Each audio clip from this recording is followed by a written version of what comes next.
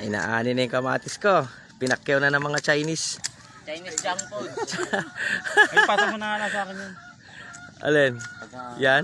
Wala naman ako load. Sure, pwede naman yan eh. Pagdadama mo, gandun. Oo. Mukha mo. Hindi, yung mga parting ganyan lang. Yung mga ganyan ng damo lang, yan ang inaano ko. Minamano-mano ko talaga yan. Kasi yan yung makulit na damo. Kakaano mo lang yan. Mukha mo Si mga Tita pang Chinese. nag-harvest. Oo. Mukha mo mga Eh, Chinese. yung mga taga-harvest ko, pinakyaw na po yung kamatis ko. Ito yung bagong lungga. Oo. Mga Chinese kamo. Pinakyaw na yung Bagong kamatis lungga ko. sa kulungan. Huwag nyo lang ibubulsan muna. Bibilangin muna natin yan, ha. Bulsan nyo na yan. Makatatlong bulsa lang kayo dyan. Ayos na yan. Lugi na ako dyan, ha. Ha? Pang ilang sako na to? Marami na. Kahapon eh. Dala sa outing kahapon eh. Marami yun, ha. Nasa na Bendong? Tapos no, sa darong outing no? Oo.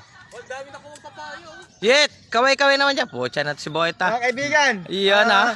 pinapipitas ho ni Boss Bong yung mga kamatis niya. Pamamagitan naman may mga order ho, dapat dito natin kukunin. Iyan, ha. Si Paring Entong, ayun ang Paring maintainer Entong. dito. Yan, magbablog tayo eh. Ah. Si Paring Entong ang dito, ang maintainer. Ito yung bibili ng kamatis natin. Ako buyer. Ito po Ito yung yung bayan pumakyaw. namin. Buyer na walang pera. Ito yung bantay. Bantay papaya. Ito si Yan. Ito si Mano Nungkit. Mano Nungkit.